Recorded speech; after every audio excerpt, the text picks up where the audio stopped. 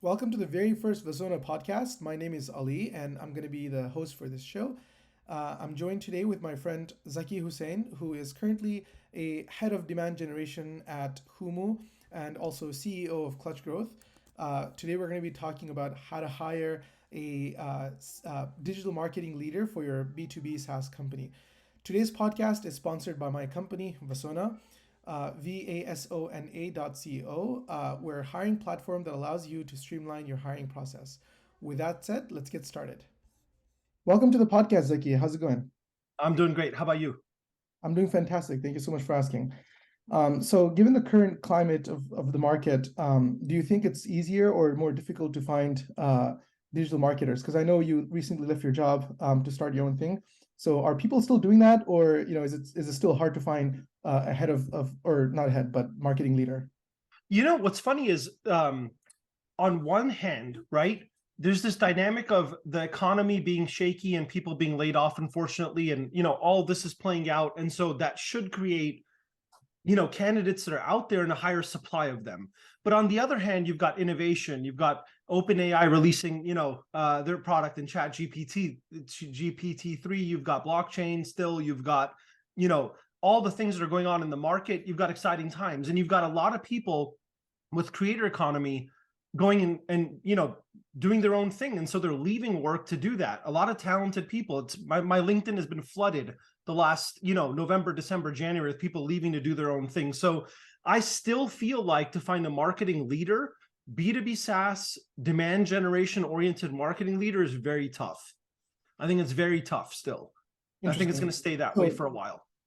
Interesting. So before we talk about some of the strategies of actually finding these folks, I want to just kind of like unpack some nuances here. So, can you just like for a few seconds or I guess for a few minutes, kind of talk about the evolution of digital marketing, how digital marketing even came to being, so that if recruiters or founders of early stage companies are hearing this, that way they kind of get a full context of like like how the digital marketing as we know it today came about.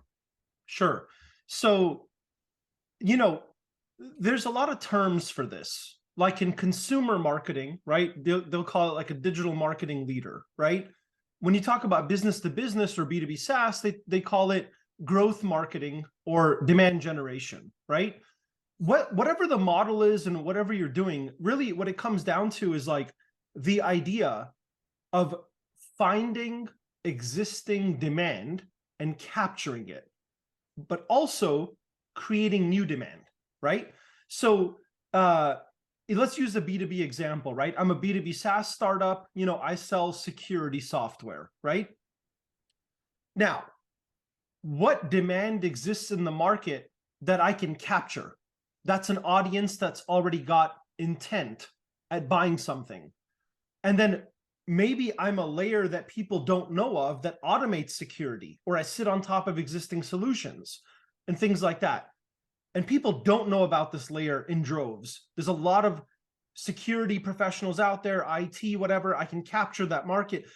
They don't know about it, so I have to generate the demand there, right? So part of demand is capturing the demand. Part of demand is generating the demand. In digital marketing and kind of the evolution of it, what's happened is a lot of different terms and things being thrown around, but basically it's those purposes, right?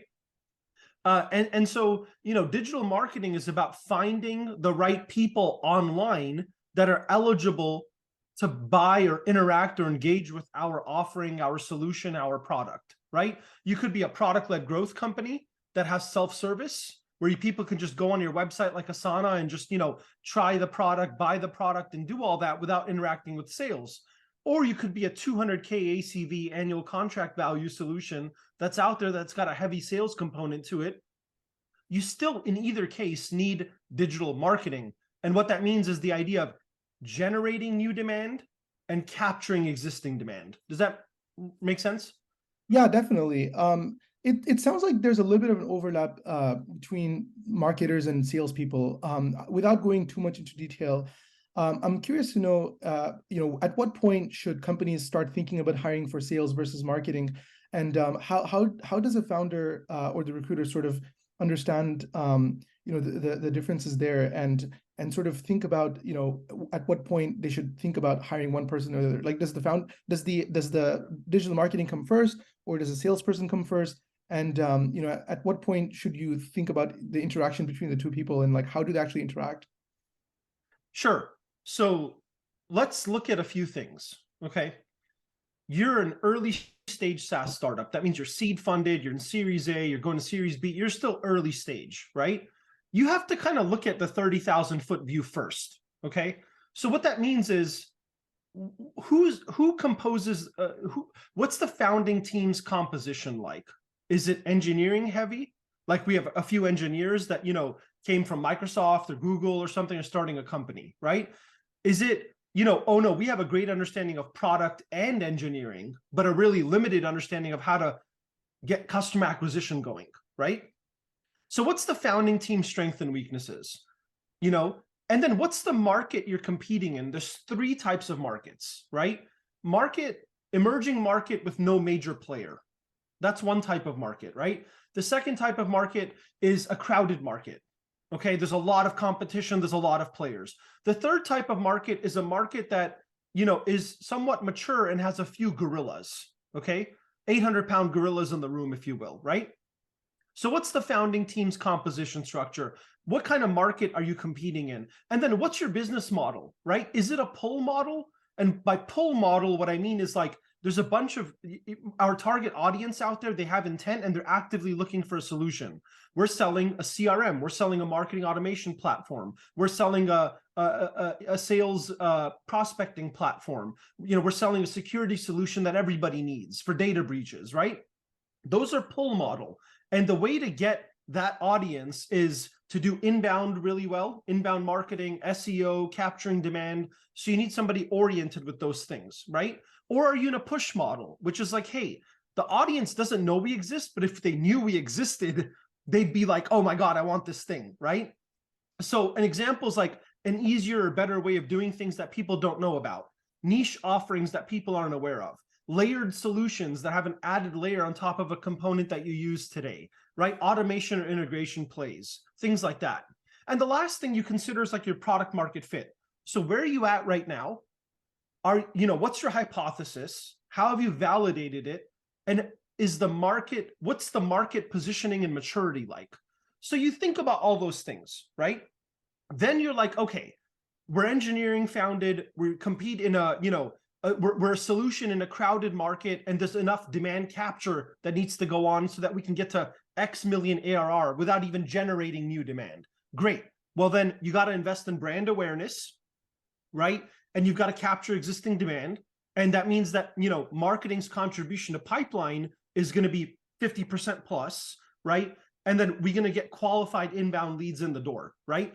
Versus a security product in an emerging market selling to the enterprise in a push model where you're like, okay, there's a heavy education play, right? We've got to create new demand. We've got to focus on enterprise accounts. And whoever's doing marketing here, whoever's leading marketing, has to have a great understanding of sales prospecting and outreach so we can test things and be successful. Now, the common theme in all of this is whatever your model is, you've got to build brand awareness amongst your ICP, your ideal customer profile, right? And when you should hire marketing, it's actually, we've done this wrong. Okay, in the SaaS space, in the startup space, we've done it wrong. You should be hiring marketing before you scale your AEs and your SDRs in sales. Oh, interesting. Yeah. And so here's the thing, right? Think about the way startups operate today. Okay. We have 18 salespeople and 3 marketers. The marketers, one is hired, then another, then another. And meanwhile, there's like 12.5 salespeople here, right? And we're reaching out to prospects and trying to book demos. And nobody really wants to talk to us because nobody knows who we are. Mm-hmm. And then your sales leader's fired or your AEs are fired, right? And so the problem is, we kind of, in startup land, we ripped off the way enterprise operates and thought it would work here. And what I mean by that is 4-year stock vesting, 1-year cliffs, hiring VPs from all the enterprise and thinking that they know how to build a brand from scratch, right? And, Jason Lemkin at SaaStr talks about this too. And he says, you should hire your VP of marketing first and then hire your VP of sales. Interesting. Now, here's the thing, right? When founders create a startup and they get going, they have a Rolodex. They have people that they know. They should be able to bring X million ARR, 1 million, or whatever that is, their first 10 customers, their first 20 customers through that Rolodex, right? Now, why do startups fail, right? They can't get revenue in fast enough. They can't grow fast enough. Well, why does that happen? Because you front load all your sales talent and then you backload the demand generation, demand creation talent. And so people don't know who you are and they don't care. Whereas if you were to build your brand awareness from day one or as close to as possible, and then scale sales, right? Then people are walking in, and when they're reaching out, the prospects are saying, oh yeah, I've heard of you. Oh yeah, I followed your content. Oh yeah, I've gained a lot from this. Oh, I've read your materials. I've read your research report. I've read, whatever. I've seen your people on YouTube, right? So the game needs to change, and we need to stop ripping off what the enterprise does. And so here, you should be generating brand awareness amongst your ICP and building your name. And then as you scale salespeople and they reach out, your name is recognized in the space. Yeah, that totally makes sense. And it's very counterintuitive. I think one of the biggest problems that a lot of founders make is by sort of like mimicking what enterprise companies do, because that's where they're typically often from. But the problem is these enterprise companies already have a base. They already have, like basically the foundations ready for them to actually do stuff. Whereas in a startup from a 0 to 1 situation, it's actually like much different. And typically a lot of the advice is actually counterintuitive. So I appreciate that.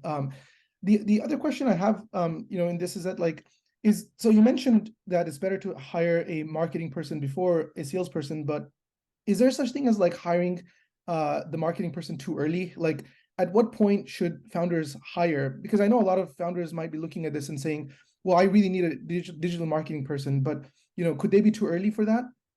Well, yeah, and look, there's not a hard and fast rule that you have to always follow. That's not what I'm advocating for. I'm saying, before you scale sales and their outreach and everything, build a brand that people care about, or try to, and keep building it along the way so you have better conversion rates down funnel and you have more meetings booked and things like that, right?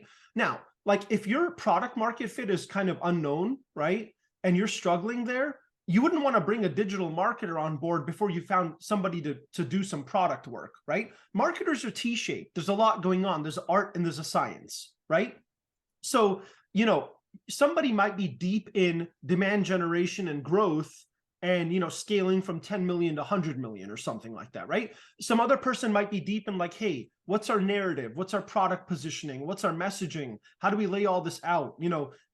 And more of the product marketing skill set. You have to evaluate where you're at and what talent you have, right? You might need to bring a product marketer on board first. You might need to bring a demand gen marketer on board if you feel like you've got a great handle on product and already ready to grow, right? So, your marketing leader is going to be T-shaped and have certain skills.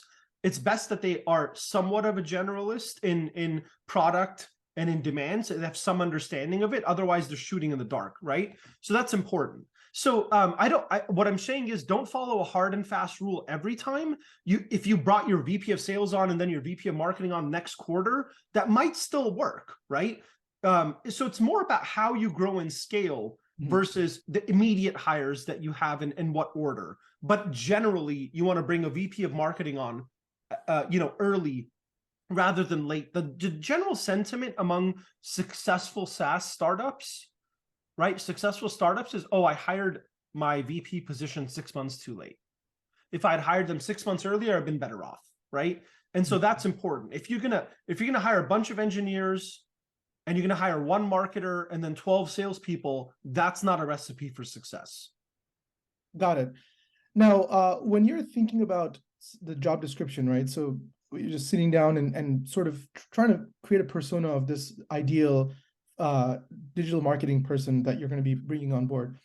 what are some of the I guess like, characteristics, skill sets, and whatnot they should be thinking about, whether it's like writing on the job description or just more broadly, like thinking about when they want to interview for them? Like, who would be like the ideal person for the B2B company, and what should they be looking for? One of the things you alluded to is like you want to bring in a generalist.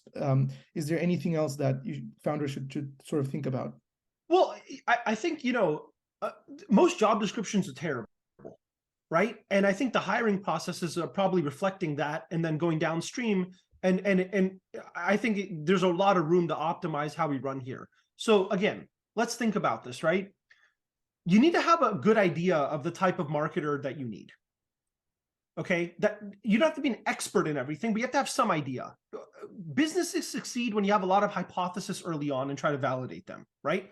That's startups. Okay, so your founding team, your type of market, your business model, push or pull, your product market fit, you consider all those things. And then you should have some understanding, like internally, that, hey, based on all these things, this is the type of marketer that we need to bring in. And then that should be reflected in your job description.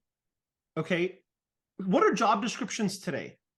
Blah, blah, blah company has raised 28 million Series B and is backed by these 4 names. And we're looking for this person that must have a college degree, MBA preferred, and they need to do these 13 things well. Versus, this is where we're going. This is the journey we're really excited about. Here's what we're looking to upend. And here's the type of person that we think would work well here.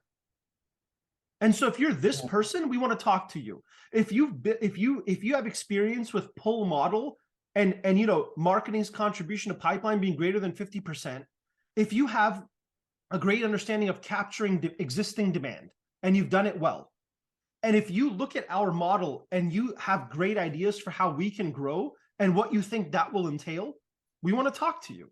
And right there, you're prioritizing and you're really getting people interested that have done that type of work before, but also are that type of person where they have an idea, a hypothesis of how you should grow. They would put eggs in a certain basket. They would think about A, B, and C, and D in that order. Like, they would bring that kind of rigor and that kind of thinking to it. And so that conversation's different than saying, hey, not to pick on Salesforce, but hey, I was a VP at Salesforce and we had a $500 million business unit. And so now I want to come here. That could still work, but like, you need the strategy. You also need the execution arm, right? And so it's more about like that and leading with that foot. And then from a playbook perspective, right, you get extra points if you can understand how other startups grew that have a similar model, right? And then that's kind of the extent of what you need. And then when you're kind of like gauging candidates, your marketing leader should be able to come in, articulate where your startup would find success, how you'll grow, the obstacles that'll be in the way, and then describe the sales marketing relationship the way it should play out based on your model, right? And that's what's really important. And then, in the candidate, it's like, yeah, you have to be strategic, but can you execute fast, right? Or do you need 5 or 6 people to come in 3 agencies and do all of that, right? So that's what's important there. Right. So, just going back to what you're talking about regarding job descriptions, for a normal digital marketing person, if you're already like sort of well established, I would argue and say that even if, you run a job description off of ChatGPT, you'll still get applicants. But, one of the most, I would imagine, right, like, this better than I do, the most frustrating things about, job descriptions in general is that it's not really like, detailed enough in the way that it should be. And one of the things that, I guess like my recommendation would be, founders listening to this, or even recruiters, would be that like, you're already investing so much money into recruiting, you might as well just like pay somebody who's like an actual digital marketing, consultant, whatever you want to call it, to kind of just like review the hiring process, and more specifically look at the job description, make sure that the language, right, is clear enough, that it speaks to the person that you're trying to hire, right? Because nothing is more frustrating for people to just like look at the job description and just find a bunch of jargon that's like out from like an AI that just spits a bunch of, I don't know, terminologies. So that's one way to do it. But do you have any other suggestions, like especially for people? Because I would imagine if they don't have like the founding team doesn't have a professional recruiter in house already, then like there is no way for them to figure out how they could talk that language. Would looking at their friends who might be helping, would that be one approach? Is there anything else that that you have an idea of what they could be doing? Well, right now, I mean, just job descriptions, then we'll go on to something else. But right now in the world of job descriptions, right? Think about who you're trying to bring in. You're talking to somebody, right? If you're trying to bring in an A player, they see so many opportunities across different industries. They see high salaries. They can go to a publicly traded company and get stock that's worth something on day one, turnkey. They have an understanding of how much they can make, right? You're talking about significant salary here, right? Right. So every, if you have vanilla job descriptions, why would I care? Like, Mhm. the thing is, like, as a marketer, I don't really care about a lot of things that you think I care about, right? You're trying to vet me, but I'm also trying to vet you. And if you're not talking about some of these things, like where you're going, what market you're disrupting, what the opportunity is, how fast you're already growing, how I can grow my career while being here, what visibility I would get, like, why would I sacrifice what I can already get somewhere else? Right. Right. And I mean, going beyond even the applicants, the best, if you're trying to hire the best, you have to go the extra mile because they're probably already employed. And in today's world, they might be employed and doing consulting and building a startup or vetting an idea, right? So like, you have to get people excited to a different level than you had to before, And so you've got to go beyond the vanilla stuff, get them excited about the startup, the Right. opportunity. When you reach out to them, are you like personalizing the outreach, or is it like every other outreach? So and so company just raised this much money from these companies, and we need this type of position, and we need you to answer these questions to see if you qualify. Yeah, so I'm going to talk more about creating a candidate experience and getting them excited in a bit, but kind of curious on your take on this, which is like, when it comes to recruiting in general, there's two approaches you can take, similar to marketing. There's the inbound and there's outbound, right? So like for head of marketing, or actually like VP of marketing, if you will, or marketing leader, would outreach be more effective, or like would posting on job boards, or just like various like sites like Angel, would that be more effective? Where should they be doubling down? Put it another way, like if let's say the company wants to hire Zaki today, right? Like where could they find you, and how could they before we even talk about like attracting you and getting you like excited, like how can as a company even reach out to you? What would be Right, where do you hang out? Like where do you right, hang out? right. I spend a lot of time on LinkedIn. And I think, in the marketing audience that's out there, marketing leaders, they're gonna be spending time on LinkedIn. They're gonna be spending time possibly on Twitter. They might be in communities like Pavilion, which was called Revenue Collective before, right? They will be in professional orgs like that. They'll be hanging out on LinkedIn and Twitter. And I mean, a lot of times what works also is, just emailing with a personalized email. And this is where somebody needs to do some homework, right? I like your background, and for these reasons, I think it's directly applicable to what we're doing, either because it's the same industry, or it's a similar model, or the things you talk about on LinkedIn really resonate with me, or things like that. So you've got to go deep. If you want to hire the best, great startups, you have to hire the best.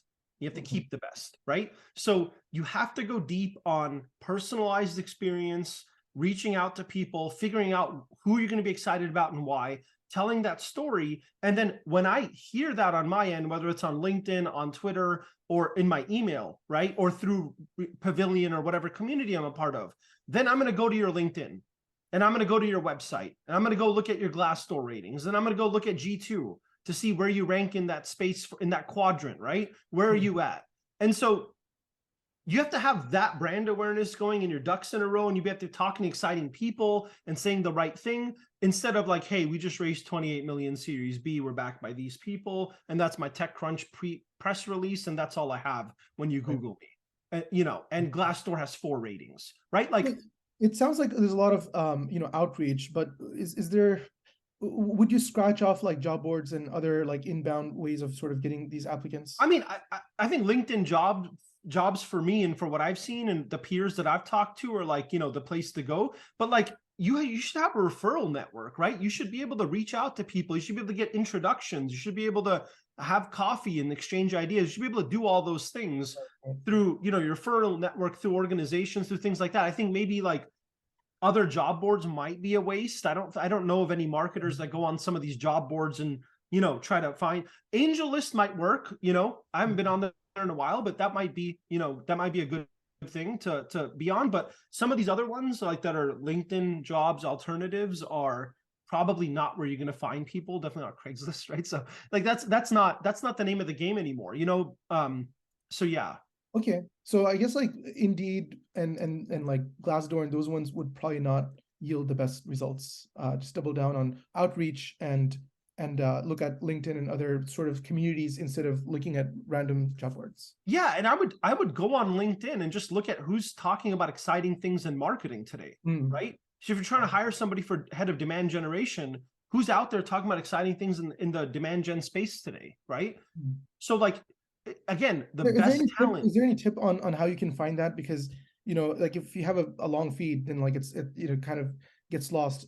So what are the keywords that you're looking for when you're searching somebody? Well, you're looking, you can type in a lot of things, but you're looking look at the influencers out there and where they're commenting, exchanging ideas, right? Go into people that you commonly see, click on their profile, click on activity, view all, filter by posts, or filter by comments or all activity, and see where are they responding, where are they engaging. Use hashtags and figure out who's talking about certain things in the space. Hashtag demand generation, right?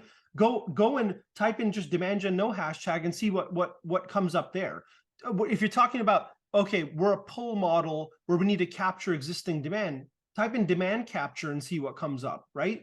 Go to some of these places, go to MicroAcquire and look at their head of marketing or their CEO and see what are the things that they're talking about, who's engaging and exchanging ideas with them, right? There's a lot of ways to kind of figure this out, but the bottom line is your ideal candidate is probably not looking. I see. Yeah, that makes sense. So let's say that, like, assuming that you did a bunch of outreaches and a few people are in your door and they're looking to or they're at least excited about just like learning more about yourself, right, or about your company rather. How do you actually like motivate them to join you? So you mentioned a few times that giving them a link to TechCrunch saying that you raised $28 million doesn't really work anymore. At least if you're trying to hire like the best marketing person. So like what should you be looking for in that, or like what should you be doing to actually get them excited besides that? Yeah. So I think you need to talk about why you started your company, where you think you'll win, what'll drive that, and what gets you excited every day. And I think that's actually a lot harder than it sounds like, because if you're founder coming from a VP of engineering role and then you started a startup, you don't necessarily understand positioning, market landscape, how to compete, how to win. And so it's not like it's not an easy thing for you, right? And so you have to figure out how to talk about those things, but you have to have your eye on the business and the opportunity and about where and how you think you'll win and be able to have that conversation, right? As a marketer, I'm not necessarily super excited about this technical layer that you think that you're building that nobody else really knows about, and that's where you're going to win. That's not really that exciting. It's more exciting to say, this is a market that's growing this % per year, and these are the things that are unfolding, and this is what people aren't thinking about. And if they are thinking about it, they're not moving fast enough. So we're a disruptor, and how we plan on earning that market share and how we plan on growing and scaling our revenue team. Like and what we think our go-to-market motion is going to be and what we're excited about, right? And you're not going to be able to talk about that to like the nth degree, but you'll be able to like pique somebody's interest. And then it's like, okay, are you offering a proper compensation package, proper equity, right? Do you really want somebody, and are you willing to put their skin in the game and pay them accordingly for that? So I really think that if you're just hiring, so look, if you're hiring a marketer, but you honestly believe that sales is going to succeed independently because that's what you've seen before, then to you, it's really a cost center, right? But if you're hiring thinking that marketing and sales is going to be aligned and create a go-to-market motion that's going to result in a real revenue team and real opportunity, and you're going to be scaled at a certain percentage, and you think that you can figure out your ICP and figure out the top target accounts you want to sell to, that's a much more mature way of thinking and a different game. Got it. So I'm just like wrap up by asking you a few fun questions. What is the worst? Let's start with the worst ones. What is the worst candidate experience you've had before, where you're just like, this company is terrible, even if they have a few $1 million in their bank account? Yeah, there's a huge social media platform, and they tried to incubate a B2B product, right? And they're still doing that now. And so I interviewed there, and based in the Bay Area and all that stuff. And so I interviewed there, and before the first conversation with the hiring manager, it was great. No real problems there. A little funky with like Google Calendar, and I've got to save stuff manually and whatever else, but no big deal. But then when it came time to talk to the hiring manager, who would be my boss for this role, right? From an enterprise company, brought in because someone else from an enterprise company came in from a VP role or a group VP, and then brought them in, and never really understood startups or how they're going to win. And so they were from Salesforce. And I see this all the time. And when I was talking to them about this idea of demand creation, demand capture, where they stand, what they're doing, it was like, oh, that's down the road. Right now, we just need to get X customers in the door. And it was like, okay, well, if you think like that, you're going to get the wrong customers in if you can't point to what vertical, what problem, what need, why you would bring them in. You're just going to get random customers in the door. They're not going to renew. You're going to have a bad churn rate, and not great NRR, right? And so it's not going to work out that well. And so they asked me to cite an example of a company that I thought was doing really well. And so I wanted to see if they were like, if they were in the bubble. And so I said, I think HubSpot's doing really well. I think it's going to disrupt Salesforce one day, because I do. And they were super offended by it. Right? And obviously I didn't get a call back. I didn't get a response to my thank you email. I didn't get any of those things, but I was laughing because it just showed you, and what I said was, I don't think this person will last in this role 6 months if this company has any wit to them, if they have any smarts about it. And then that person left like 2 months later, right? So it just shows like you're hiring people off of logos. You're not thinking strategically about growth, and you're easily offended. Whereas like in a startup, it's about driving the change, and it's about driving the outcomes. Right. And so people that are easily offended, people that come from big logos, things like that, you got to be careful. So that was probably the worst experience. And what the opposite of that? What is the best experience you've had, or experiences rather? Like, what are the patterns you've seen? I can think of one where an external recruiter reached out to me, and I think I had a stigma before, which was like, oh, they don't even work at this company. What possible value could they provide versus me talking to the people directly, things like that. But what I found is in startup land, external recruiters can be great. The ones that are seasoned, that know what they're doing. I'm talking about like, personalized outreach. I got a PDF that was like, here's the startup, here's how fast we're growing, here's where we're going, and here's how you fit in.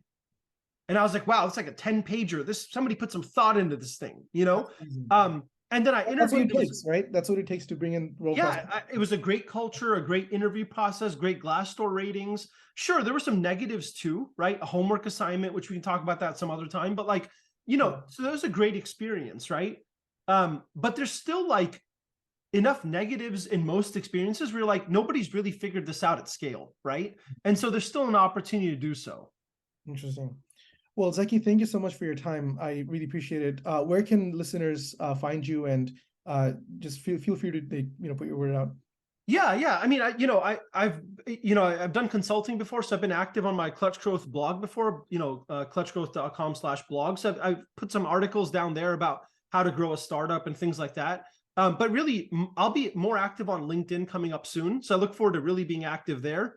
And so you can find me on LinkedIn exchanging ideas, and that's gonna get going soon. Or you can reach out to me, Zaki, Zaki, at clutchgrowth.com. Well, perfect. Thank you so much again, Zaki. Have a wonderful rest of the day. And for the listeners listening to this podcast, we do have a few other podcasts coming up with a similar style. So stay tuned. Thank you.